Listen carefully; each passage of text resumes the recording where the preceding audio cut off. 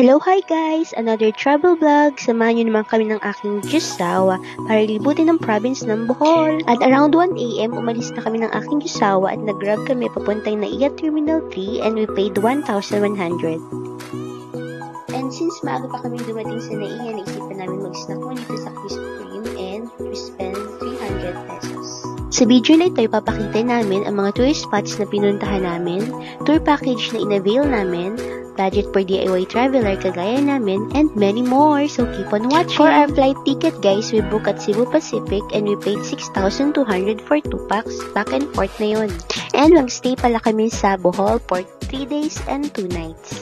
First out of town namin by a plane ng asawa ko and first time na rin namin sa Bohol together. Kaya naman, for the honeymooners kami to. Ay, for the go! And since maaga nga ang dating namin sa Bohol, mag-start na kaagad kami ng countryside tour right after ng breakfast namin. At sa mga curious guys, paano kami nag-countryside tour, nadala-dala namin ang mga gamit. Yes po, sinakay po namin ang mga gamit namin sa TriCab, which is yun na magtutour sa amin. And ihahatid na rin po kami mamaya after ng aming countryside tour sa aming hotel.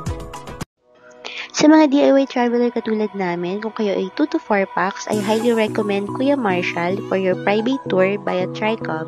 Nakita namin si Kuya Marshall sa Solo Traveler DIY Facebook page and ayan, ipa-flash namin yung number niya sa screen. Para sa first day namin dito sa Bohol, in-avail namin ang countryside tour which is 1,500 pesos. So kung kayo ay 2 to 4 packs, mas makakasave kayo sa inyong countryside tour. Pero hindi dito kasama ang mga entrance fee sa mga pupuntahan niyo. At dahil malayo pa ang biyahe papunta sa aming first destination, nag-breakfast muna kami dito sa Jollibee. And we spent 394 pesos. And right after breakfast, nag-start na kami magbiyahe papunta sa aming first destination. And what I love about DIY travel is hawak mo yung oras mo. Wala kang iintindihin at wala kang hihintayin. Pwede mong manage yung buong tour mo ayon sa gusto mo. At mas preferred ko yung ganitong mga type ng transpo which is yung open, like nitong TriCab, unlike yung sa mga van kasi mas na-enjoy ko yung surroundings and yung mga view. So after isang oras mahigit na biyahe, dumating na kami sa aming first destination which is yung man-made forest. Dito guys, no entrance fee so wala ka tayong babayaran. Enjoy lang natin yung view. Since maaga kami dumating dito sa man-made forest and wala pa masyadong tao, actually kami pa lang, and nag-take kami ng mga pictures and videos. So ingat lang tayo guys kasi maraming tumadaang sasakyan and sabi nga nila ito yung buwis buhay na selfie.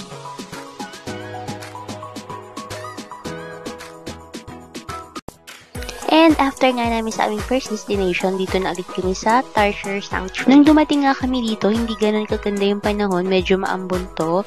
And sabi nga sa amin is baka daw hindi ganun kadami yung makita naming Tarsier dahil maulan, usually nakatago sila.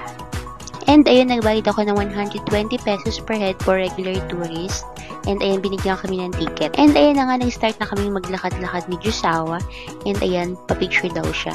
Ang rule pala dito guys is bawal ang maingay kasi nabubulabog ang mga Tarsier. Usually pag ganitong panahon is natutulog sila. And ayun nga guys, sobrang cute na mga Tarsier na to. Ganito lang pala sila kaliliit. Halos isang palad ko lang sila. And ayan, lagi silang tulog. And ayun nga guys, after namin ng bulabog ng mga natutulog na Tarsier, eh nagpunta naman kami dito sa souvenir shop. At dito nga sabi ko kay Jusawa ko, videohan niya naman ako at itatry ko tong mga souvenir dito. So marami ditong pagpipilian guys, from small to big souvenirs like yan, mga keychain, mga bags, mga accessories, and syempre yung hindi mawawala yung mga t-shirts. Sino ba dito mahilig sa inyo na mga collect ng mga t-shirts? So, ako yata yun. And ayan, aminado ako, marami akong nakokollect ng mga t-shirts sa mga pinupuntahan kong province. And syempre, hindi dyan mawawala yung mga pambansang pasalubong, kung ano mga delicacies sa lugar na yon, yan marami dito. So, like itong mga tabliya, yan. And syempre, hindi mawawala dyan yung mga star peanut na kilalang kilala sa Bohol.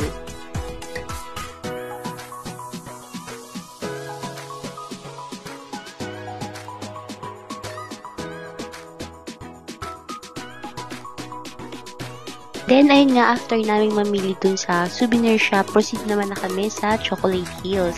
And dito nga kami dumiretso sa may Chocolate Hills Complex para magbayad ng 120 pesos per head and i-record nila kung ilang sakay ni Kuya. And ayun na nga, kapag nakita nyo na yung signage na yun na Chocolate Hills, dire-diretso lang yan, and yun, mararating nyo na ang Chocolate Hills. At ayun na nga, pag akyat namin dito sa may bundok, nakita ko na agad yung mga Chocolate Hills. So, na-amaze na ako kasi dati sa picture ko lang ito nakikita. And ngayon, dito na, masasaksihan na natin. At ayun nga, pagdating namin dito is hindi pa rin maganda yung panahon, maambon pa rin. Pero syempre, walang makakatalo at makakapigil sa mga taong gustong makita ang Chocolate Hills up close. And ayan nga, bago mo marating yung pinakatuktok na makikita mo yung view ng mga Chocolate Hills, maglalakad ka muna dito sa 200 steps na hagdan na to para marating mo yung pinakatuktok. And ayun nga, after mo maglakad ng 200 steps na hagdan na yan, makikita mo na tong breathtaking na view na to ng Chocolate Hills. O diba super worth it naman ang pag-akyat mo dyan. Kung dati sa mga pictures and sa flashcard mo lang siya sa school makikita. So ngayon ito nakita na natin siya at napakaganda talaga. So nagstay muna kami dito ng about an hour para mag-take ng pictures and videos and syempre enjoy ng view. And ayun na nga, pababa na kami, struggle ulit kasi medyo mataas dito. Kaya sabi ko sa Jusawak is pumunta muna kami sa kabilang side. So dito sa kabilang side, makikita mo naman dito yung kanilang ATV ride kung saan ka pwedeng mag-rent and mag-ATV ride para up close mong mapuntahan ang Chocolate Hills.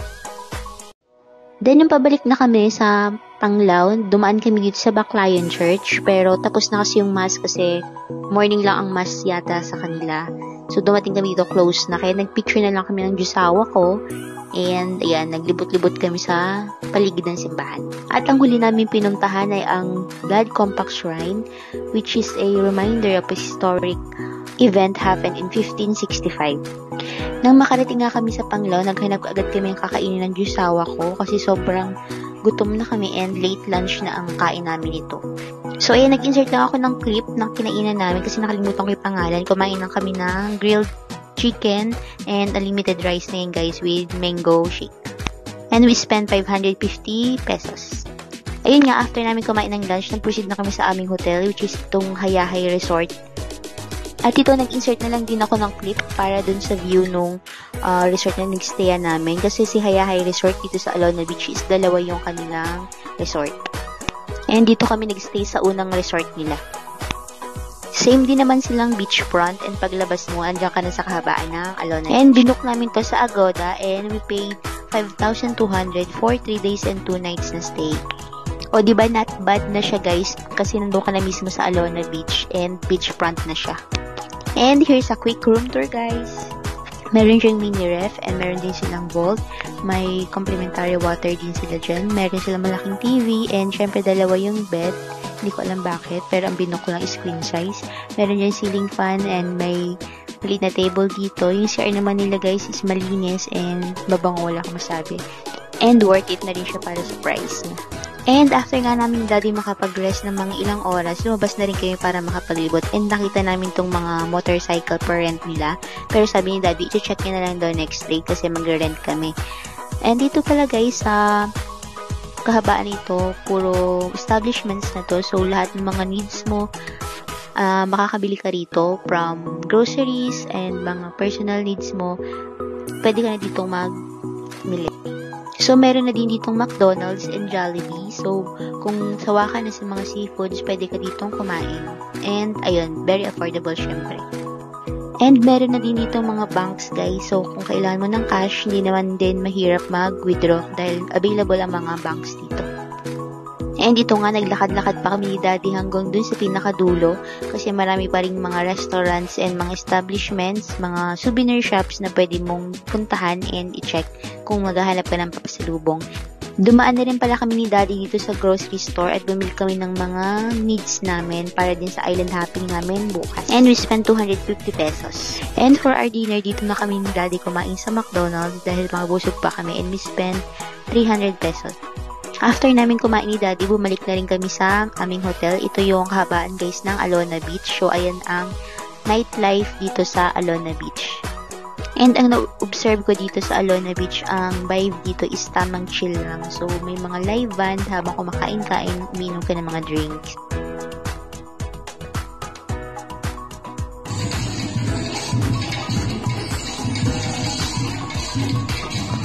Nilakad na lang namin ni Daddy hanggang dun sa dulo ng Alona Beach and nandaanan namin tong Henan. And ayan, tinapos na lang namin ni Daddy yung gabi and nagpahinga kami ng maaga kasi may island hopping pa kami kinabukasan. And good morning! Good morning! Day 2 here in Bohol. Samahan niyo naman kami guys mag-island hopping. Ni-refer pala sa amin ni Kuya Marshall itong bangka na ito para sa aming island hopping. And nag-avail kami ng private tour and we paid 2,500. Hindi dito guys kasama ang mga environmental fees na babayaran ng bawat island. Kahit maaga kami nag-start ng island hopping, hindi namin naabutan ang mga dolphins so wala kaming nakita that day.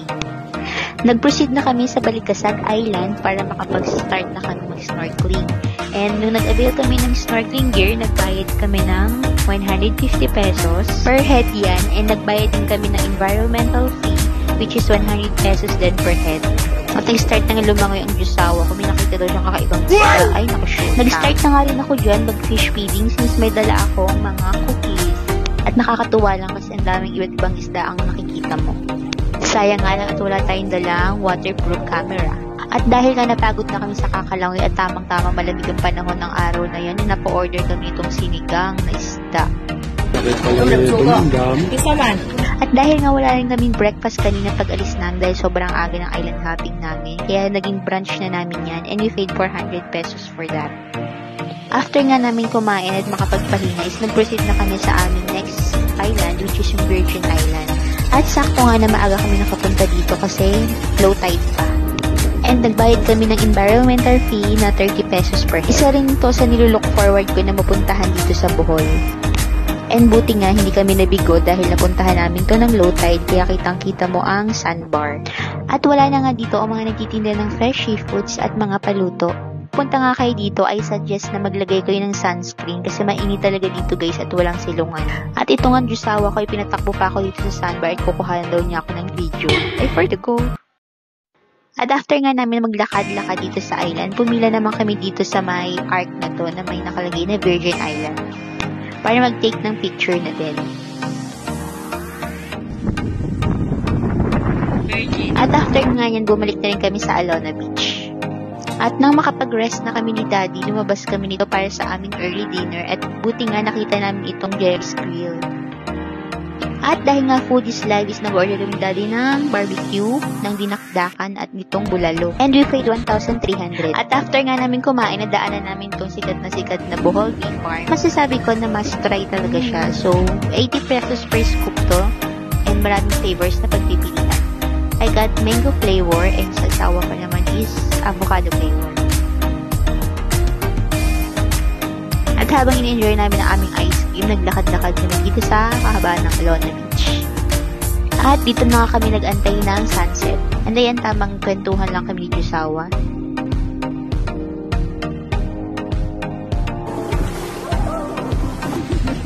At sa sobrang kaswitan namin ng Jusawa, kayo may lumapit mo sa aming bata parang karana.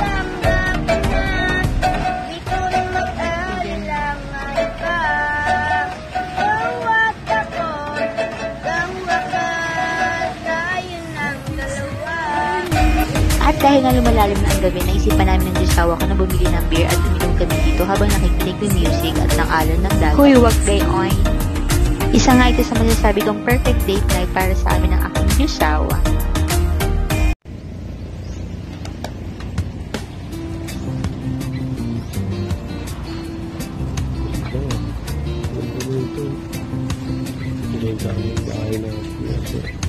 Lalig. Last day na nga namin dito ni Jusawa sa Bohol at ang plan namin today is mag-rent kami ng motor para sa aming panglaw tour. Ay, for the go! Morning! Mag-rent kami ng motor. Ito yung driver ko.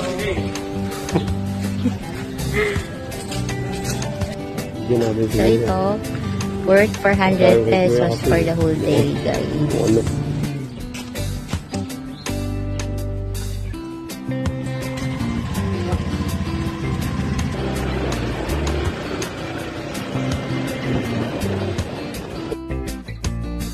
Ang isa nga sa mga tourist spot sa Panglao na gusto naming puntahan ay ang sikat na Hinagdanan Cave. At talaga namang inagahan namin ni Daddy ang gising para makarating kami doon ng maaga at wala pang mga tao. Open nga ang Hinagdanan Cave from 8 AM to 5 PM. Pagdating nga namin doon ay sarado pa ang Hinagdanan Cave.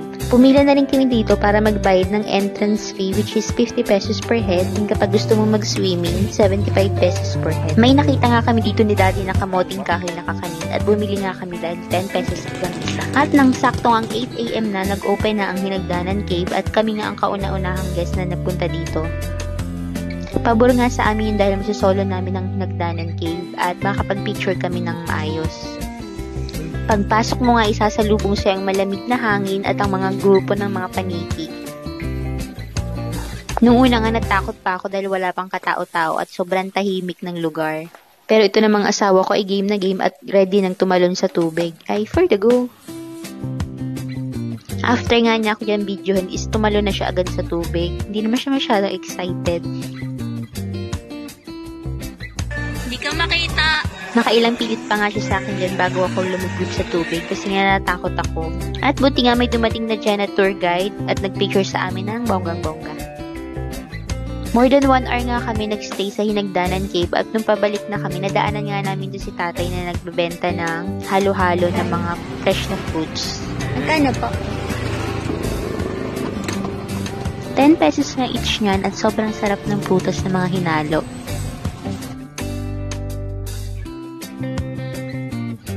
At bago nga kami Daddy mag-check out sa aming hotel, dumaan kami dito sa kainan at kumain muna kami ng aming brunch. Nakapag-check out na nga kami din ni Daddy at inaya ko siya na magpa-picture kami dito sa may sand art. Yan.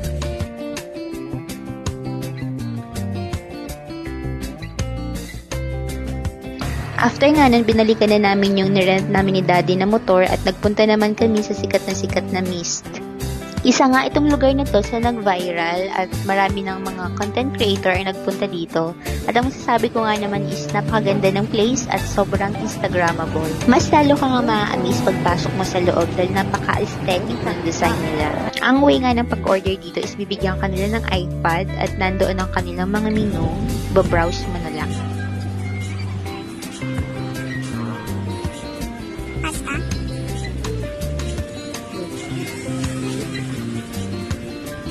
Atong burger?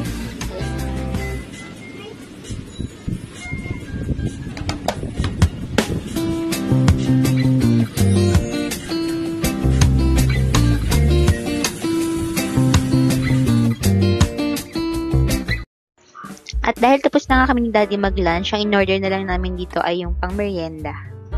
Ang in-order nga namin ni Daddy is pasta, chicken wings, burger, tsaka smoothies. And we spent 1,237. Ang nagustuhan ko sa mga in-order namin ni Daddy is yung pasta and tsaka yung smoothies. Yung chicken wings, okay lang naman siya. And yung burger, medyo nag-expect ako kasi 300 pesos yung price niya. At para sa akin, sakto lang yung lasa niya.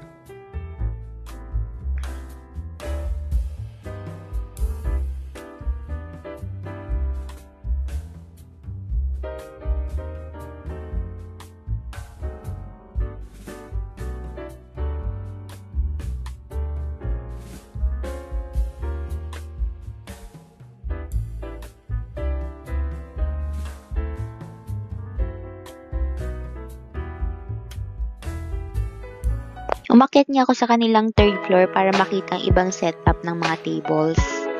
At dito nga sa taas ay ang presko ng hangin at ang ganda ng view.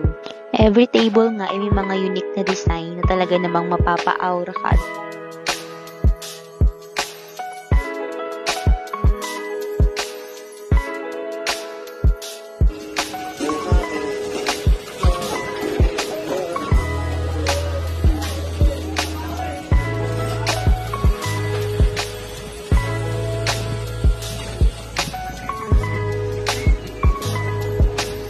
Tamang upo nga lang dito ang jusawa ko at nag-aantay siya ng bill namin.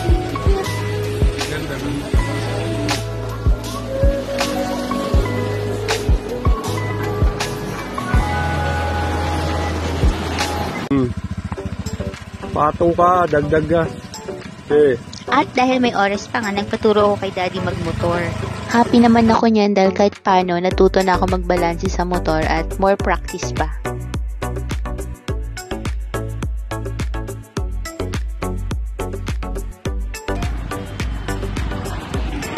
After nga niyan, bumalik na rin kami sa Alona Beach para isa uli yung motor and nag-take out na rin kami ni Daddy ng McDo para sa dinner namin. And dumiretso na rin kami sa airport. For the whole budget and expenses namin guys dito sa Bohol, lalagay ko na lang sa description box. Thank you guys for watching and see you on my next one. Amping!